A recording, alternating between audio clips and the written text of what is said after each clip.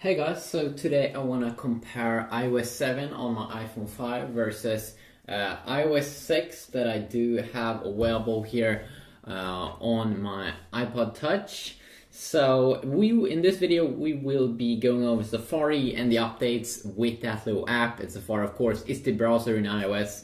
Apple's little browser. So let's check it out. Let's open it up over here and let's check out the UI, because it really have made some amazing UI updates in the new iOS 7. So the first thing we can see here in iOS 6, we could see here that it's a little bit more bulky. We have a separate area here for the search option, and then we do have another area here when you want to type in a web page.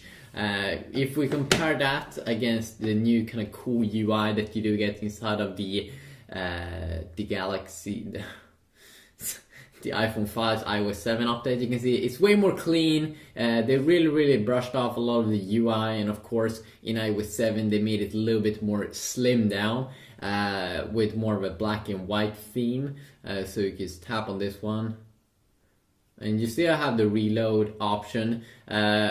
But I think this is a very good update, because this is what people want to see. They want to have a big bar there to see what website they're on, and many people probably reload their website sometimes, but you don't really need a separate bar here for a search. Search should already be integrated in this one, so when you search something, it will come up anyways. So if you continue on also here to check out the UI, especially at the bottom here, you can see that you still have the same kind of buttons, but they made it a little bit different. So forward and back keys, definitely a whole new UI there, not this blue kind of UI. So forward and back, pretty obvious. We have this button over here when we want to share. You can see here they kind of have the same options still, same kind of alternatives over there. You can go back to console, and then we do have, of course, the place here to check out our bookmarks. Still have that option available as well. You can see that I do have here now finally on the iPhone a private area. If you want to go fully private, then that of course is pretty nice. If you want to go search for porn or something, it's pretty nice. It's pretty simple to do. If you want to not save any browsing history, of course. And then of course we do have the tab system here that they also remade to an even better tab system. Now the tab system in iOS 6 wasn't bad at all. Really a good tab system here. And you can see here, you can just pop up a new page here on the side, and it will open it up. So very straightforward over there. On the in iOS 7 they have this little bit more of a cover flow effect. So you can just close it. You can't swipe it to remove, I'm pretty sure. Yes, you can actually. Oops. So it seems to be inspired a little bit by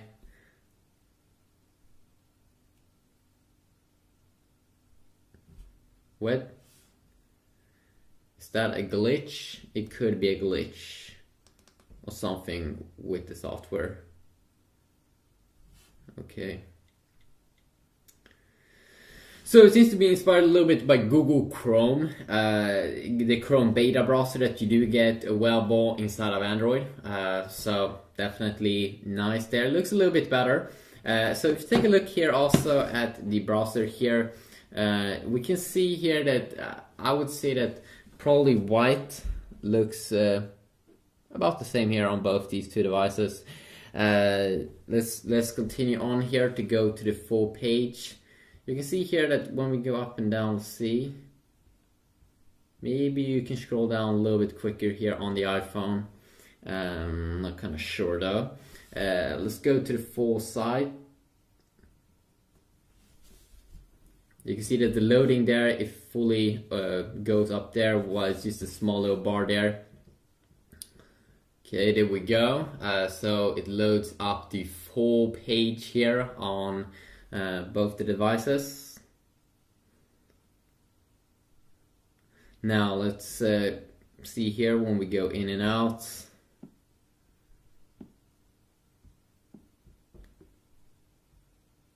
as Apple always has been very good here at optimizing, so we don't get any weird lag or anything. It's extremely quick here at rearranging everything. So let's just go in here and let's just tap on this.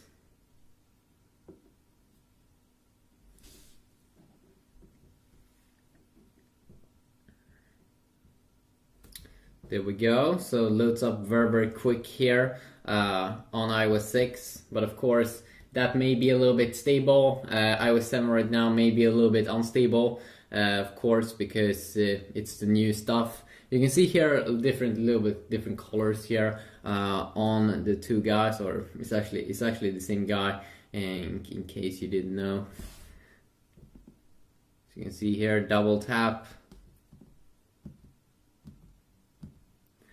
And let's just try to go back.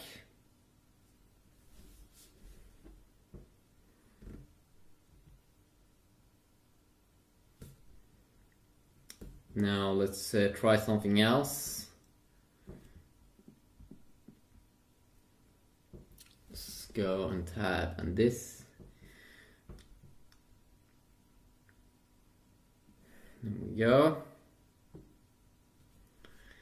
So overall, there's not super the core difference here between these is of course the UI is very much updated here on both the devices, or at least in iOS 7 there is some big updates. Reading mode, you still have a reading mode on both these two devices. So let's see here if we can go into reading mode. And reading mode, of course, is like a mode where you only do see the text and images. Very good if you're on an article, but maybe you're on a full page and you just want to get the image. Usually you have an image and usually you have a main kind of core text. And this reading mode definitely is helping you out when you are checking out those things.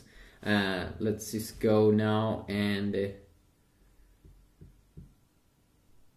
close this. Wait a sec. Okay, this is also pretty interesting. In reading mode here, you can see that it's a little bit different here. Probably a little bit better here in iOS 7. You can see that when I go, you can see that when I'm at the top here, I still see the bar there at the bottom. So definitely good there that I can quickly open up a new tab or anything. I don't have to close this by clicking on done.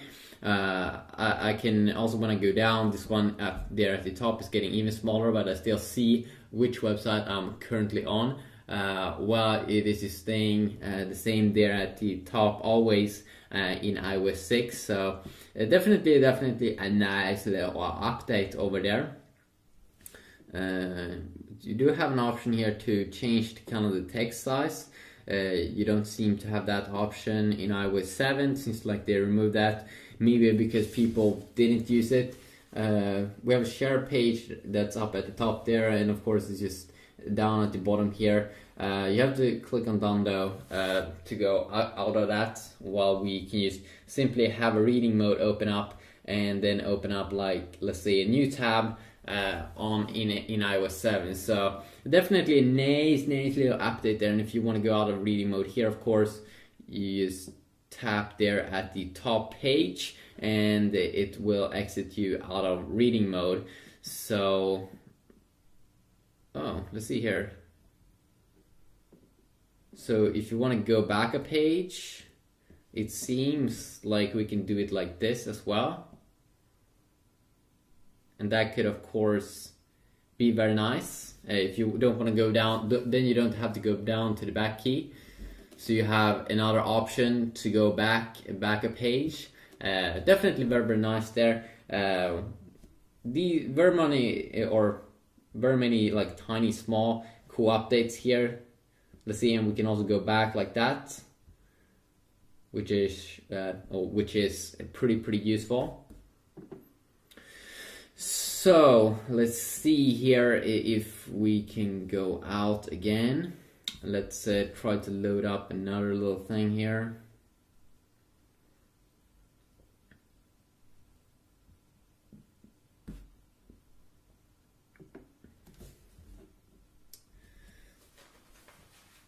Here we go.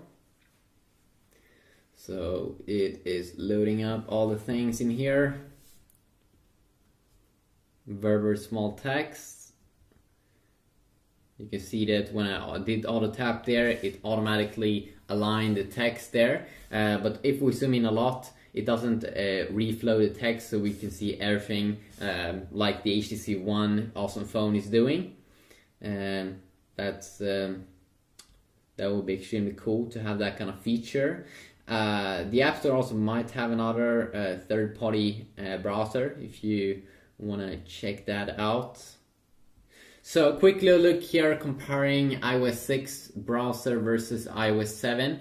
If you do want me to compare any more specific features with these two phones, please let me know about that and I will see what I can do. I mean, definitely you can see that there's a lot of updates here in terms of icons and also in terms of the UI, that every single internal app, like the music app, the phone app, the mail app, all of them have been updated. So there's a lot of updates coming up when you will get the new iOS 7 update. And I also heard like a rumor or something that all of the apps that has changed appearance here, that it could be something temporary that Apple did cook up just to have iOS 7 like ready to go a little bit for developers before WWDC. Hopefully you did enjoy this video. If you did, please leave a like and give some feedback down below, and hopefully I will see you all in the next video. Yeah, peace.